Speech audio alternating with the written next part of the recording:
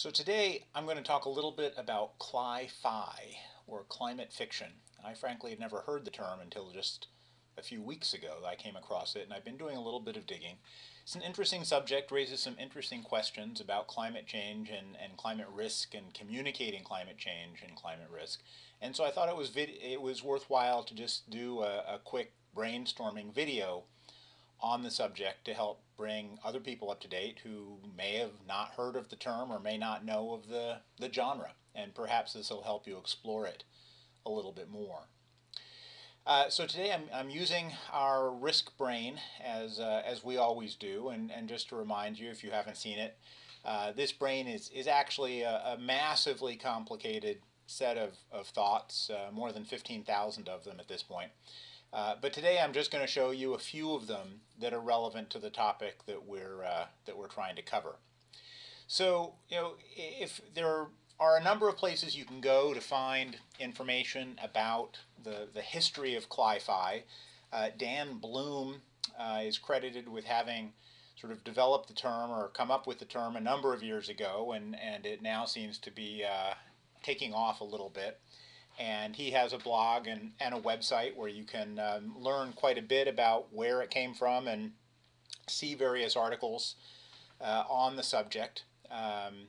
And basically the term is less than 10 years old, even though the literature is now credited with including stuff back from the 70s and perhaps even earlier in terms of people using climate change in one way or another in fiction literature. It doesn't have to be about climate change, but just using climate scenarios, climate outcomes as part of other stories, for example, is considered Cli Fi.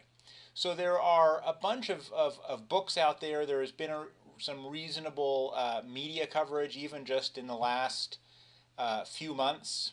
Piece in August, a couple pieces in May, pieces in April, and one interesting blog as far back as 2010, which is really raising sort of the key question about this literature, which is, is it just another branch of fiction to enjoy, or does it have a role to play in helping to communicate climate risk? And that question is really quite a bit open still.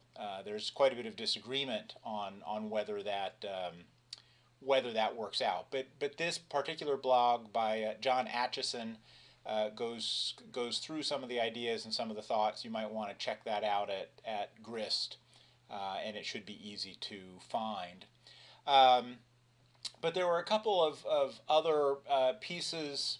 The New York Times, for example, back in 2011, had a piece sort of exploring this whole question of will attitudes be shifted on global warming due to this new literature, and noting that a number of people are sort of hoping that something pops up along the line of Uncle Tom's Cabin in the case of slavery, or George Orwell's 1984 in terms of totalitarianism.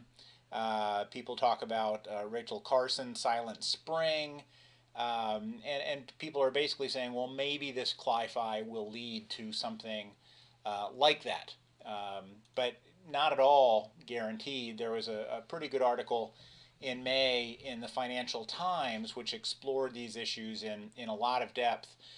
It noted there's a fellow, in fact, here in Portland, Adam Trexler, no relation, has apparently totaled up about 300 books that fall into the Cli Fi category, written between 1962 and 2011. Some of them were science fiction. Now it's thought of as actually separate from science fiction. And interestingly, there was a spike in 2008 at the close of President Bush's presidency, and various theories about why that happened. But the real question, of course, is can these things influence the climate change debate?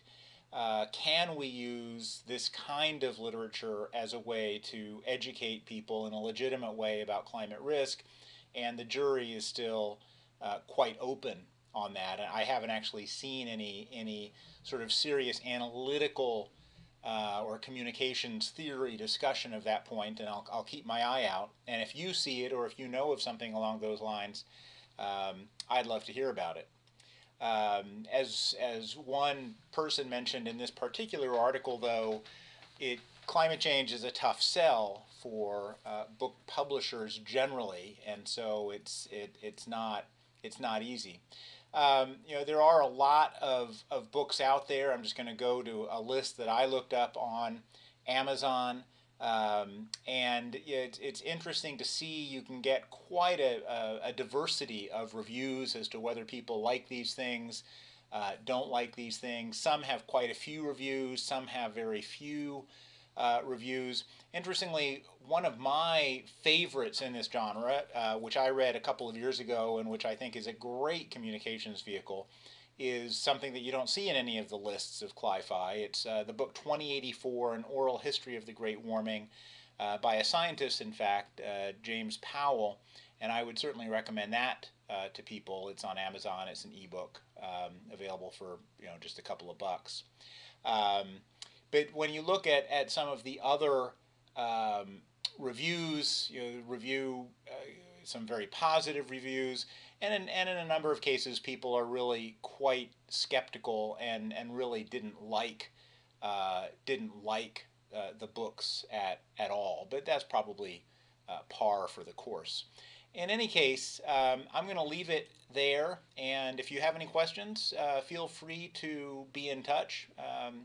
And if you have any more information about this genre, I'd love to hear about it as well. Thanks very much.